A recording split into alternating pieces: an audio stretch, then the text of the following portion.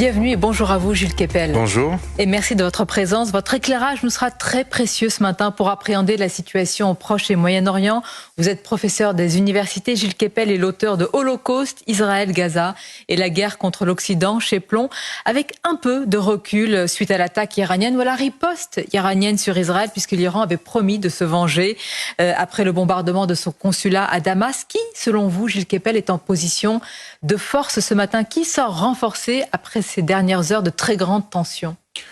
Ça a exposé la faiblesse des deux d'une certaine manière, puisque après le 7 octobre qui avait vu une attaque par le sol sur le territoire israélien et qui avait consacré que l'inviolabilité du sanctuaire d'Israël pour protéger les Juifs de pogroms, comme celui qui s'est passé le 7 octobre, avait été produite, là on a eu une attaque cette fois-ci par le ciel sur le territoire israélien. Une attaque qui a été contrée puisque 99% des missiles de croisière et drones ont été abattus, qui a soudé autour d'Israël une coalition qui ne ménageait pas ses critiques à Benjamin Netanyahou à cause des dizaines de milliers de victimes civiles à Gaza, mais qui néanmoins a marqué pour la première fois que l'Iran prenait le risque, sautait le pas d'attaquer le territoire de l'État hébreu. Donc, d'une certaine manière, on a un État hébreu qui a été défendu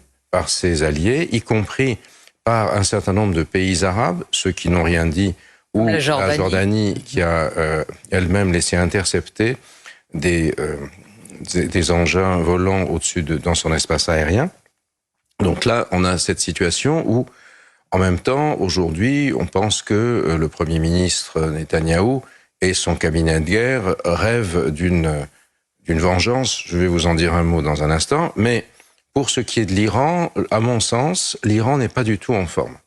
D'abord, le 7 octobre, moi j'avais pas cru ça au début, mais la date n'a pas du tout été décidée par les Iraniens, mais par Yahya Sinwar, qui a pris sur lui, alors qu'il est un mandataire de l'Iran d'une certaine manière, qui a pris sur lui d'attaquer le 7 octobre parce qu'il n'y avait plus de chars à la frontière. C'était l'occasion de faire le carnage qu'il a fait.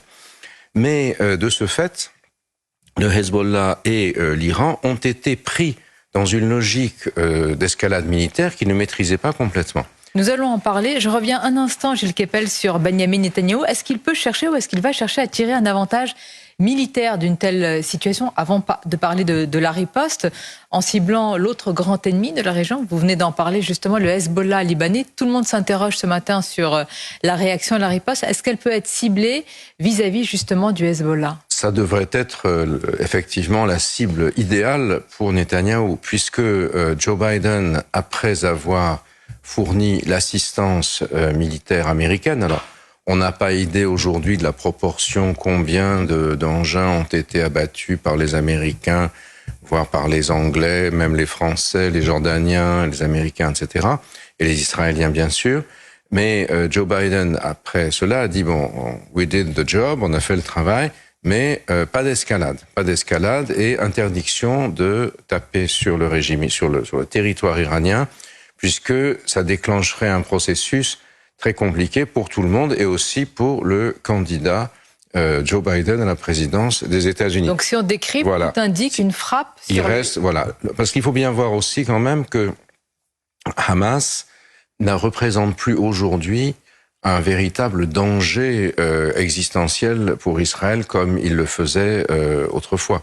Et bien sûr, il y a eu les innombrables victimes civiles qui ont profondément écorné l'image d'Israël à l'étranger, mais en termes militaires, aujourd'hui, il n'y a plus qu'un nombre réduit de combattants des brigades Azz-e-Din el-Qassam, beaucoup ont été tués, qui sont avec Yahya Sinwar sous Rafah, et donc ça c'est un premier. L'autre élément, le grand ennemi reste le Hezbollah. Le mandataire le plus important étant entendu que Téhéran a vu des généraux se faire tuer, le plus important général des Pasdaran a été tué par une frappe israélienne, qui était le motif ou le prétexte au déferlement des drones et autres missiles lancés par Téhéran la nuit de samedi à dimanche.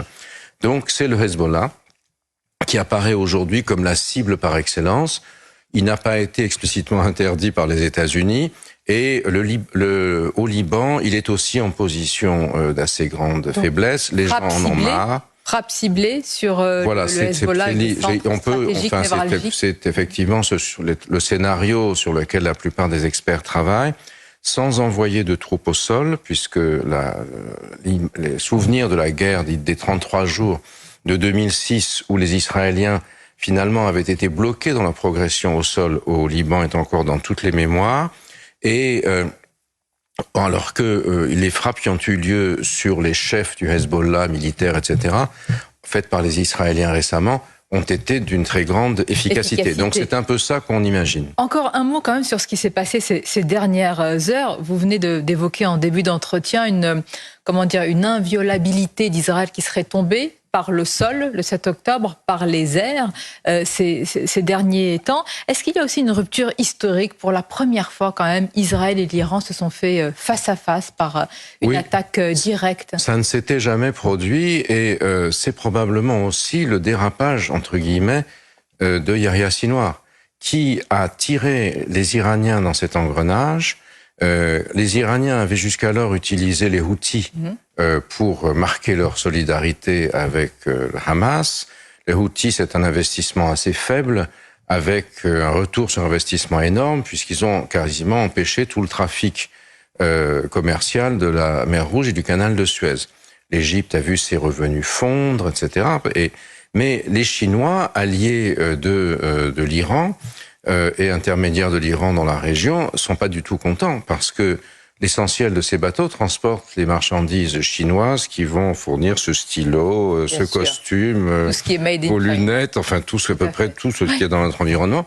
Et la Chine, qui connaît un ralentissement économique significatif aujourd'hui, effondrement de la bulle immobilière, la ruine de millions et de millions de Chinois, n'est pas du tout contente de cette situation. Donc ce qui expliquerait, parce que là, vous nous donnez une clé à la fois économique et donc militaire, que l'Iran ait décidé d'attaquer directement Israël sans plus passer parce par... Parce que les Houthis continuent à faire leur business, si j'ose dire, mais effectivement, l'Iran était contrainte d'agir, parce que sinon, elle apparaissait comme ayant perdu ne pas réagir à Mais comment elle apparaît aujourd'hui alors qu'aucun de ces missiles, de ces drones n'a atteint c'est bien leur problème. Et alors il y a eu bien sûr des manifestations d'enthousiasme spontané entre guillemets à Téhéran, mais c'était toujours les mêmes. On a vu des séances, ils ont filmé les séances du Parlement où ils criaient Margbar Israël, c'est-à-dire mort à Israël. Mais ce Parlement n'a jamais été élu aussi peu de votants depuis la République islamique, c'est très très faible, et on voit que c'est quand même un régime qui est aujourd'hui rétréci dans sa base sociale, autour des gardiens de la Révolution, qui sont originaires principalement de zones périphériques et qui expliquent la violence, par exemple, qui a été exercée contre les femmes éduquées du monde urbain, à l'occasion de Mahsa Amini. C'est important ce que vous dites, Gilles Kepel. Hier, nous étions sur Europe 1 avec une jeune femme iranienne, Mona Jafarian, la présidente de l'association Femmes Azadi, et qui nous a dit attention, ce que vous voyez, ces scènes de liesse ne sont pas du tout généralisées. Elle soulignait la fragilité du régime iranien en ce moment. Est-ce que c'est la réalité ou est-ce que c'est ce qu'on veut voir de la fragilité du régime? Il y a quand même un changement. Le système de la République islamique était quand même basé sur l'omniprésence des mollahs. Et les religieux sont présents dans toutes les couches de la société. Y compris dans les classes supérieures, il y a eu des... Là, les passes-d'Aran, ce sont des ruffians, si vous voulez, qui sont là avec des triques, avec des nervis. Et le régime iranien a tenu aussi, parce que vous avez dans le chiisme ce qu'on appelle le batin et le zahir, c'est-à-dire ce qui est caché et ce qui est public. Tout est interdit en public, mais dans le domicile et dans le cachet, vous pouvez faire à peu près ce que vous voulez. Qui a permis de tenir un équilibre. Mais dans la région autour de l'Iran, il n'y a pas que des amis. Loin de là, tous les pays sunnites, toutes les pétromonarchies n'attendent, semble-t-il, qu'une seule chose. Est-ce que vous le confirmez? Justement, cet affaiblissement, oui, bien sûr. Et je crois qu'ils le perçoivent. Alors évidemment, la République islamique blessée peut se défendre en utilisant des situations irrationnelles. Elle en a encore les moyens aujourd'hui, Gilles Kepel. On a l'impression que tout a été utilisé là, ces dernières heures. Il y a une telle fragilité sécuritaire dans des pays comme les Émirats arabes unis, l'Arabie saoudite et autres, qui sont assis sur des tas d'or, si j'ose dire, les fortunes de la rente pétrolière. Et dans le passé, précisément, l'Iran avait utilisé aussi bien les milices chiites d'Irak, qui sont également ses mandataires ou ses affidés, que les Houthis, pour envoyer des drones et des missiles sur les Saoudiens, pour les faire chanter, et donc les prendre en otage d'une certaine manière. Donc ça, c'est encore possible. C'est pourquoi on a vu que les États sunnites, soit n'ont rien dit en espérant que l'Iran en prendrait le plus possible pour son grade, soit pour les Jordaniens, sont carrément allés jusqu'à non seulement laisser leur espace aérien ouvert, mais peut-être même eux-mêmes à détruire des drones. Des pays européens, enfin la France également est intervenue, et on a entendu hier le ministre des Affaires étrangères extrêmement prudent. Pourquoi la France ne veut-elle pas montrer qu'elle a agi aux côtés d'une coalition justement défensive ? Je crois que dans la répartition des rôles des Occidentaux, si on peut appeler ça comme ça, la France est le pays qui s'efforce de garder le maximum de contacts pour l'après avec la plupart des partenaires, si vous voulez. Et alors que les États-Unis ont pu compter sur l'Angleterre, qui est la traditionnelle relation spéciale entre les deux pays, vous avez eu des avions britanniques, ils ont une base à Chypre, à Akrotiri, qui sont sous joie. Nous avons aussi des bases à Abu Dhabi, justement, qui est fragilisée. On a une base en Jordanie, on en a aussi dans la partie kurde de la Syrie, qui est dirigée par les autonomistes syriens.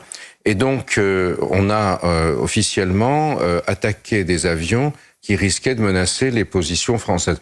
Je ne suis pas sûr. Mais officieusement, nous avons prêté main forte véritablement à Israël pour son intégrité territoriale. Absolument. Et ça, c'est quelque chose qui est très important par rapport à la situation d'Israël, puisque juste avant, Bibi Netanyahou se faisait remonter les bretelles par tous ses alliés. Alors justement, que va-t-il se passer? Parce que c'était quand même une forme d'isolation. Enfin, il était isolé sur la scène internationale. D'une certaine façon, l'Iran a permis à Netanyahou d'apparaître comme le chef d'État d'un pays victime, alors qu'il apparaissait dans l'opinion mondiale de plus en plus comme un chef d'État qui organisait l'hécatombe des Palestiniens à Gaza. À l'instant, Gilles Kepel, le président français Emmanuel Macron affirme que nous allons tout faire pour éviter l'embrasement au Moyen-Orient. Qu'est-ce que ça veut dire, nous allons tout faire? Quelle est aujourd'hui encore l'influence justement de l'Occident, France, mais aussi États-Unis? On a vu que sur Gaza, elle était très très modérée, voire minime. Oui, parce que Netanyahou sait parfaitement, il est lui-même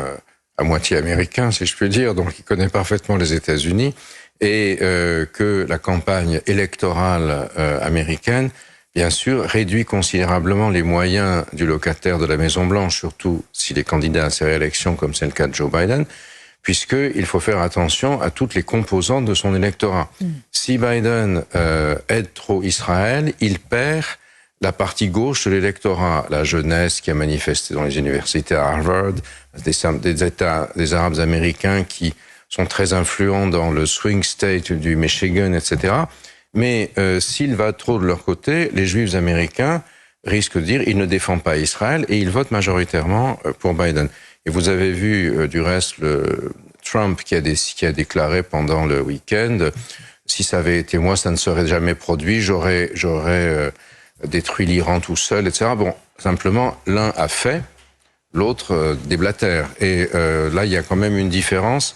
Il y a un point pour Biden, certainement, dans cela. Mais c'est pourquoi il dit, ensuite, parce qu'il pense à l'autre partie de l'électorat, stop, vous n'allez pas taper sur l'Iran. Pour conclure, Gilles Kepel, dans tout ce qui est en train de se passer, dans toute cette tectonique géopolitique des plaques, quelles conséquences sur les populations palestiniennes à Gaza et cette guerre qui est en train d'être menée? Les malheureux ont été rétrogradés, si vous voulez, dans l'attention mondiale. Et bien sûr, avec un État d'Israël qui apparaît comme victimisé, avec une sorte de blanc-seing donné pour infliger des pertes importantes au Hezbollah, bien évidemment, les Palestiniens se retrouvent, une fois de plus, un peu les oubliés de l'histoire. Et bien sûr, ça, c'est aussi un élément très important, parce que, quel que soit ce que M. Netanyahou peut faire pour sa survie politique ou autre, sans solution pour un État palestinien, on ne va pas aller bien loin. Et c'est pour ça aussi que d'une certaine manière, les États sunnites richissimes, qui sont les seuls à pouvoir financer cet État palestinien, voient sans déplaisir l'affaiblissement de l'Iran, parce que si les Saoudiens et les Émiratis doivent mettre de l'argent dans un État palestinien qui serait à Gaza ou ailleurs, ils ne veulent surtout pas qu'il y ait les mains iraniennes ou ses mandataires qui contrôlent les choses sur place. Le Proche-Orient, Moyen-Orient, compliqué, mais plus facilement compréhensible, si je peux dire, ce matin, grâce à vous, Gilles Kepel. Merci beaucoup, c'était votre grande interview. Je rappelle le titre de votre ouvrage, Holocauste, au pluriel, Israël, Gaza et la guerre contre l'Occident, aux éditions Plonge. Je vous remercie, je vous dis à très bientôt. Merci de votre invitation. Merci Gilles Kepel, merci Sonia Mabrouk.